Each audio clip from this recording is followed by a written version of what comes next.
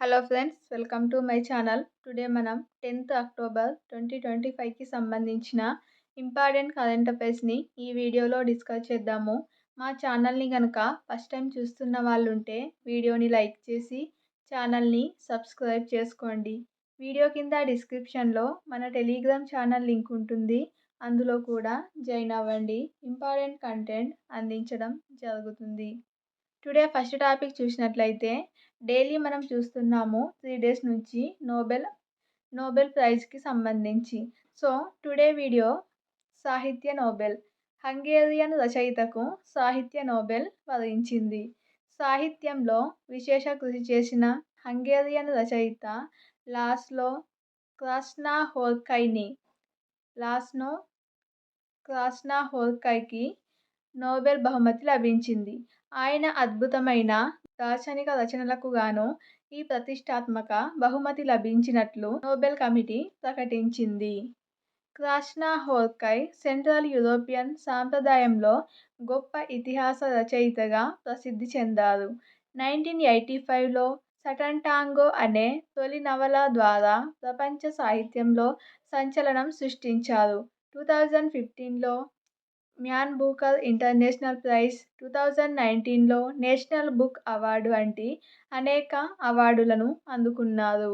సాహిత్యంలో 2025 సంవత్సరానికి గాను హంగేరియన్ రచయితకు లాస్లో క్రాస్నాహోర్కైకు నోబెల్ బహుమతి లభించింది. స్వీడన్కు చెందిన రసాయన శాస్త్రవేత్త ఆల్ఫ్రెడ్ నోబెల్ జ్ఞాపకార్థం ఇచ్చే ఈ ప్రతిష్టాత్మక బహుమతి కింద విజేతకు 11 మిలియన్ స్వీడిష్ క్రోనర్ అంటే సుమారుగా $1.2 మిలియన్ అందించడం జరుగుతుంది. అలాగే నెక్స్ట్ టాపిక్ చూసినట్లయితే తగ్గిపోతున్న సూర్యరశ్మి పడే సమయం. దేశవ్యాప్తంగా వివిధ ప్రాంతాల్లో సూర్యరశ్మి పడే సమయం తగ్గిపోతుందని ఓ అధ్యయనం వెల్లడించింది. హిమాలయ రాష్ట్రాలు, పశ్చిమ తీర ప్రాంతాల్లో గరిష్టంగా వరుసగా ఏడాదికి సగటున 9.5 గంటలు, 8.5 గంటలు ఎండపడే సమయం తగ్గిపోతుందని పేర్కొంది.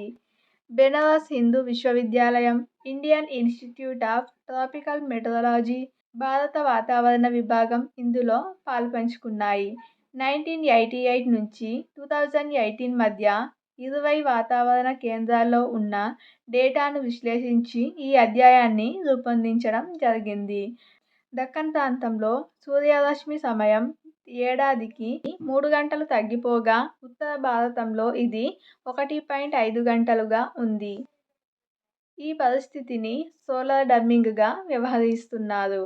వాహనాలు, కర్మాగారాలు తదితర వాహనాల నుంచి విడుదలయ్యే అతి సూక్ష్మ ఏరోజాల్ కణాలు వాతావరణంలో వ్యాపించి ఉండడమే దీనికి కారణమని పరిశోధకులు వివరించారు. ఈ కణాలు సూర్యరశ్మి భూ ఉపరితలంపై పడకుండా అడ్డుకుంటున్నాయని పేర్కొనడం జరిగింది. సో భూమిపైన సూర్యరశ్మి ఎండపడే సమయం తగ్గిపోతున్నట్లు అధ్యయనంలో వెల్లడైంది. అలాగే నెక్స్ట్ టాపిక్ చూస్తే భారత్ ఆస్ట్రేలియా మధ్య 3 ఒప్పందాలు. రక్షణ రంగంలో ద్వైపాక్షిక సంబంధాలను మరింత విస్తరించడంతో పాటు సమాచార పంపిణీలో సహకారానికి సంబంధించి భారత్ ఆస్ట్రేలియా మధ్య 3 కీలక ఒప్పందాలు కుదిరాయి. భారత్ ఆస్ట్రేలియా రక్షణ మంత్రులు రాజ్నాథ్ సింగ్, రిచర్డ్ మార్లెస్ మధ్య కాన్బెర్రాలో జరిగిన చర్చల అనంతరం ఇరు దేశాలు అవగాహన ఒప్పందం చేసుకున్నాయి. 2 రోజుల పర్యటనకు ఆస్ట్రేలియా వెళ్లిన భారత రక్షణ మంత్రి రాజ్నాథ్ సింగ్ ఆ దేశ ప్రధాని ఆంథోనీ ఆల్బనీస్, విదేశాంగ మంత్రి పెన్నీ వాంగ్లతో భేటీ అవ్వడం జరిగింది.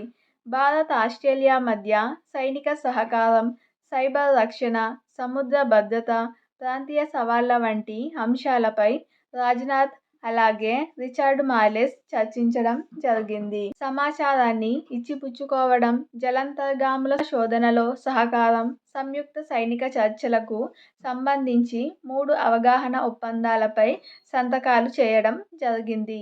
భారత్ ఆస్ట్రేలియా దేశాల మధ్య 3 అవగాహన ఒప్పందాలు కుదిరాయి.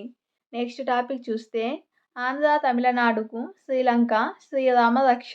ఆంధ్రప్రదేశ్, తమిళనాడు తీర ప్రాంతానికి బలమైన ఆకాశీ అలల తాకిడికి నష్టం కలగకుండా శ్రీలంక భూభాగం అడ్డుకుంటున్నట్లు హైదరాబాద్లోని భారత జాతీయ మహాసముద్ర సమాచార సేవా కేంద్రం ఇన్కాయిస్ నిర్ధారించింది. హిందూ మహాసముద్రంలో ఆగ్నేయ దిశగా దూసుకొచ్చే శక్తివంతమైన అలల ప్రభావం ఈ రెండు రాష్ట్రాల తీరాలపై పడకుండా భారత ద్వీపకల్పానికి ఆగ్నేయాన ఉన్న శ్రీలంక భూభాగం సహజ భూ అవరోధంగా పనిచేస్తుందని తెలిపింది. సో ఆంధ్రప్రదేశ్కి అలాగే తమిళనాడు తీర ప్రాంతాలకి సహజ భూ అవరోధంగా శ్రీలంక భూభాగం అడ్డుకుంటున్నట్లు, దీనివల్ల నష్టం తక్కువ అవుతున్నట్లు ఇన్కాయిస్ అనే సంస్థ తెలిపింది. ఇది టుడే 10th అక్టోబర్ 2025కి సంబంధించిన కరెంట్ అఫైర్స్ వీడియో నచ్చినట్లయితే లైక్ చేసి ఛానల్ని ఫస్ట్ టైం చూస్తున్న వాళ్ళు ఉంటే సబ్స్క్రైబ్ చేసుకొని చూడండి. వీడియో కింద డిస్క్రిప్షన్లో టెలిగ్రామ్ ఛానల్ లింక్ ఉంటుంది, అందులో కూడా జాయిన్ అవ్వండి. ఇంపార్టెంట్ కంటెంట్ పీడిఎఫ్ కూడా ప్రొవైడ్ చేయడం జరుగుతుంది. పీడిఎఫ్ కూడా ప్రొవైడ్ చేస్తాను, కాకపోతే లేట్ అవుతుంది, వెయిట్ చేయండి. Thank you.